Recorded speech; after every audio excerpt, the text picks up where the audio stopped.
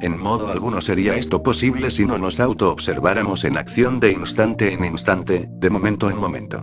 No se trata de vernos a través de alguna teoría o de una simple especulación intelectiva. Vernos directamente tal cual somos es lo interesante. Solo así podremos llegar al conocimiento verdadero de sí mismos. Aunque parezca increíble, nosotros estamos equivocados con respecto a sí mismos. Muchas cosas que creemos no tener tenemos y muchas que creemos tener no tenemos. Nos hemos formado falsos conceptos sobre sí mismos y debemos hacer un inventario para saber qué nos sobra y qué nos falta. Suponemos que tenemos tales o cuales cualidades que en realidad no tenemos y muchas virtudes que poseemos ciertamente las ignoramos. Somos gente dormida, inconsciente, y eso es lo grave. Desafortunadamente pensamos de sí mismos lo mejor y ni siquiera sospechamos que estamos dormidos. Las Sagradas Escrituras insisten en la necesidad de despertar, mas no explican el sistema para lograr ese despertar. Lo peor del caso es que son muchos los que han leído las Sagradas Escrituras y ni siquiera entienden que están dormidos. Todo el mundo cree que se conoce a sí mismo y ni remotamente sospechan que existe la doctrina de los muchos. Realmente el yo psicológico de cada cual es múltiple, deviene siempre como muchos. Con esto queremos decir que tenemos muchos yoes y no uno solo como suponen siempre los ignorantes ilustrados. Negar la doctrina de los muchos es hacerse tonto a sí mismo, pues de hecho sería el colmo de los colmos ignorar las contradicciones íntimas de que cada uno de nosotros posee. Voy a leer un periódico, dice el yo del intelecto. Al diablo con tal lectura, exclama el yo del movimiento. Prefiero ir a dar un paseo en bicicleta. ¿Qué paseo ni qué pan caliente?, grita un tercero en discordia. Prefiero comer, tengo hambre. Si nos pudiésemos ver en un espejo de cuerpo entero, ¿cuál somos?, descubriríamos por sí mismos en forma directa la doctrina de los muchos. La humana personalidad es tan solo una marioneta controlada por hilos invisibles. El yo que hoy jura amor eterno por la gnosis, es más tarde desplazado por otro yo que nada tiene que ver con el juramento. Entonces el sujeto se retira. El yo que hoy jura amor eterno a una mujer es más tarde desplazado por otro que nada tiene que ver con ese juramento, entonces el sujeto se enamora de otra y el castillo de naipes se va al suelo. El animal intelectual equivocadamente llamado hombre es como una casa llena de mucha gente. No existe orden ni concordancia alguna entre los múltiples yoes, todos ellos riñen entre sí y se disputan la supremacía. Cuando alguno de ellos consigue el control de los centros capitales de la máquina orgánica, se siente el único, el amo, empero al fin es derrocado. Considerando las cosas desde este punto de vista, llegamos a la conclusión lógica de que el mamífero intelectual no tiene verdadero sentido de responsabilidad moral. 26. Incuestionablemente lo que la máquina diga o haga en un momento dado, depende exclusivamente del tipo de yo que en esos instantes la controle. Dicen que Jesús de Nazaret sacó del cuerpo de María Magdalena 7 demonios, 7 yoes, viva personificación de los 7 pecados capitales. Obviamente cada uno de estos 7 demonios es cabeza de legión, por ende debemos sentar como corolario que el Cristo íntimo pudo expulsar del cuerpo de la Magdalena millares de yoes. Reflexionando todas estas cosas podemos inferir claramente que lo único digno que nosotros poseemos en nuestro interior es la esencia, desafortunadamente la misma se encuentra enfrascada entre todos esos múltiples yoes de la psicología revolucionaria. Es lamentable que la esencia se procese siempre en virtud de su propio embotellamiento. Incuestionablemente la esencia o conciencia, que es lo mismo, duerme profundamente. Capítulo Shi las tinieblas. Uno de los problemas más difíciles de nuestra época ciertamente viene a ser el intrincado laberinto de las teorías. Indubitablemente, por estos tiempos se han multiplicado exorbitantemente por aquí, por allá y acullá las escuelas pseudo-esoteristas y pseudo-ocultistas. La mercadería de almas, de libros y teorías es pavorosa, raro es aquel que entre la telaraña de tantas ideas contradictorias logre en verdad hallar el camino secreto. Lo más grave de todo esto es la fascinación intelectiva. Existe la tendencia a nutrirse estrictamente en forma intelectual con todo lo que llega a la mente. Los vagabundos del intelecto ya no se contentan con toda esa librería subjetiva y de tipo general que abunda en los mercados de libros, sino que ahora, y para colmo de los colmos, también se atiborran e indigestan con el pseudo-esoterismo y pseudo-ocultismo barato que abunda por doquiera como la mala hierba. El resultado de todas estas jergas es la confusión y desorientación manifiesta de los bribones del intelecto. Constantemente recibo cartas y libros de toda especie. Los remitentes como siempre interrogándome sobre esta o aquella escuela, sobre tal o cual libro, yo me limito a contestar lo siguiente: deje usted la ociosidad mental.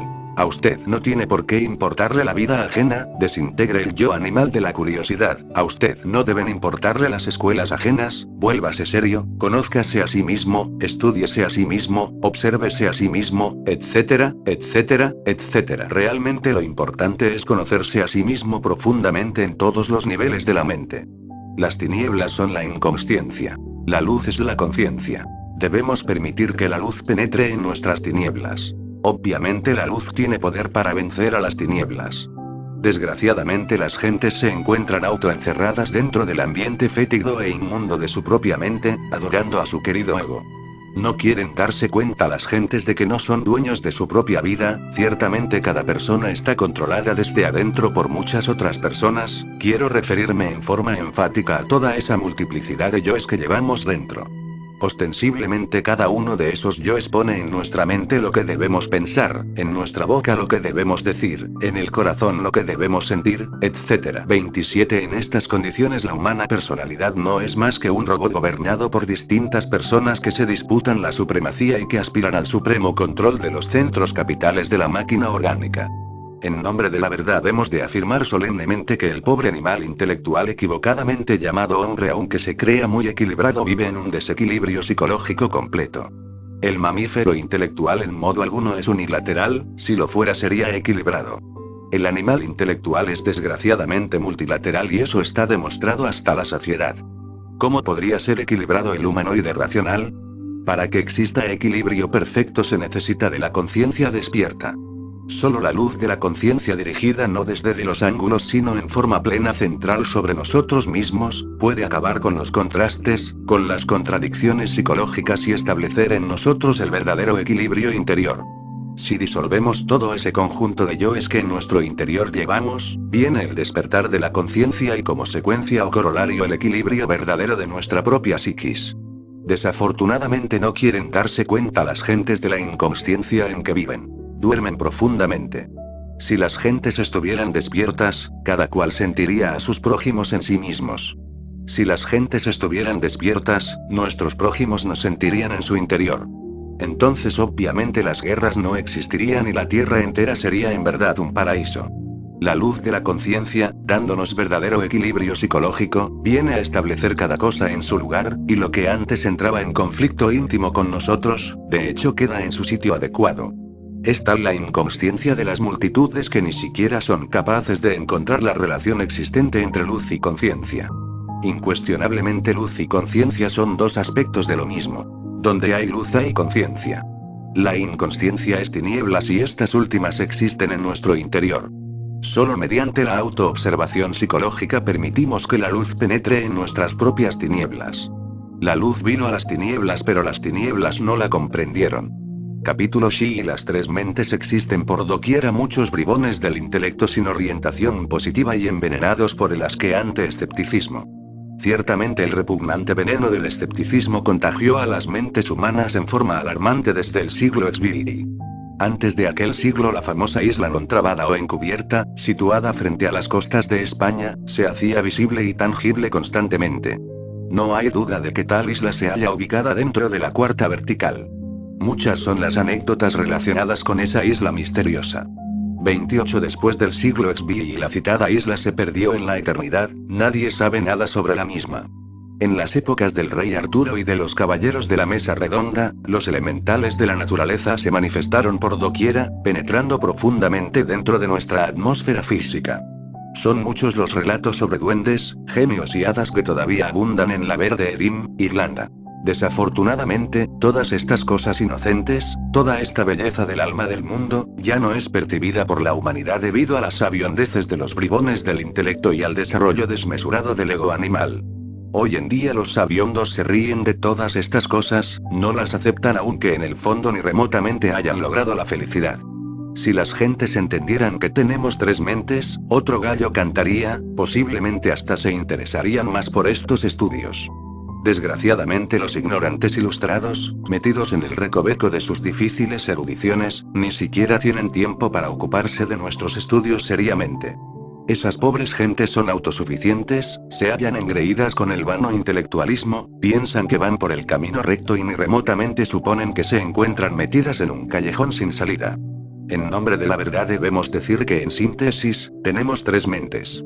A la primera podemos y debemos llamar la mente sensual, a la segunda la bautizaremos con el nombre de mente intermedia.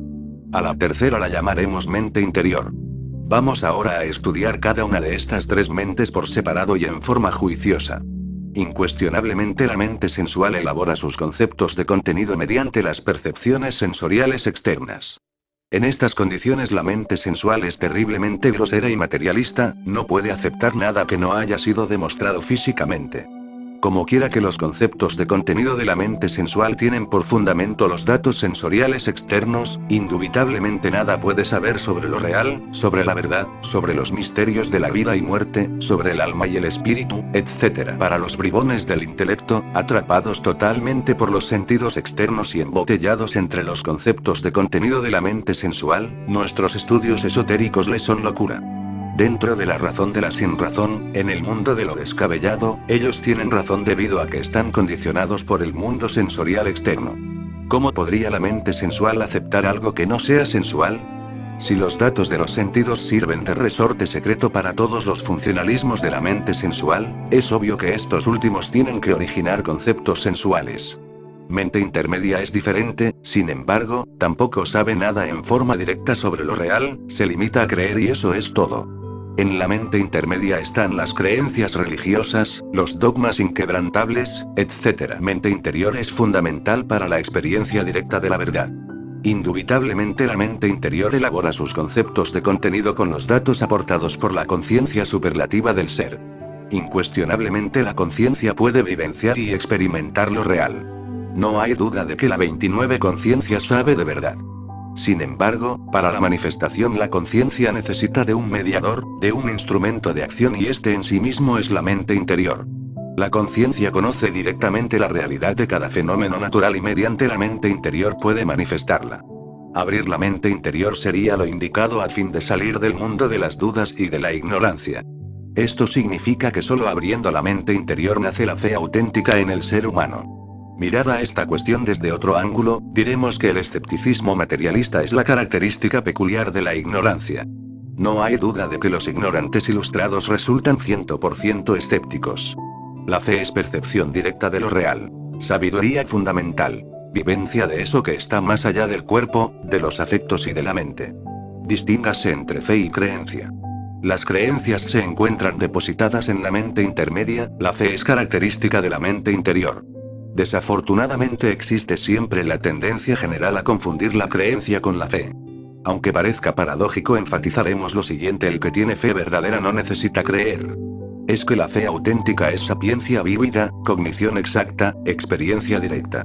Sucede que durante muchos siglos se ha confundido a la fe con la creencia y ahora cuesta mucho trabajo hacerles comprender a las gentes que la fe es sabiduría verdadera y nunca vanas creencias. Los funcionalismos sapientes de la mente interior tienen como resortes íntimos todos esos datos formidables de la sabiduría contenida en la conciencia. Quien ha abierto la mente interior recuerda sus vidas anteriores, conoce los misterios de la vida y la muerte, no por lo que haya leído o dejado de leer, no por lo que otro haya dicho o dejado de decir, no por lo que se haya creído o dejado de creer, sino por experiencia directa, vívida, terriblemente real. Esto que estamos diciendo no le gusta a la mente sensual, no puede aceptarlo porque se sale de sus dominios, nada tiene que ver con las percepciones sensoriales externas, es algo ajeno a sus conceptos de contenido, a lo que le enseñaron en la escuela, a lo que aprendió en distintos libros, etcétera, etcétera, etcétera. Esto que estamos diciendo tampoco es aceptado por la mente intermedia porque de hecho contraría sus creencias, desvirtúa lo que sus preceptores religiosos le hicieron aprender de memoria, etcétera. Jesús el gran Kabir advierte a sus discípulos diciéndoles: cuidaos de la levadura de los saduceos y de la levadura de los fariseos. Es ostensible que Jesús el Cristo con esta advertencia se refirió a las doctrinas de los materialistas saduceos y de los hipócritas fariseos. La doctrina de los saduceos está en la mente sensual, es la doctrina de los 5 sentidos. La doctrina de los fariseos se halla ubicada en la mente intermedia, esto es irrefutable, irrebatible. Es evidente que los fariseos concurren a sus ritos para que se diga de ellos que son buenas personas, para aparentar ante los demás, mas nunca trabajan sobre sí mismos.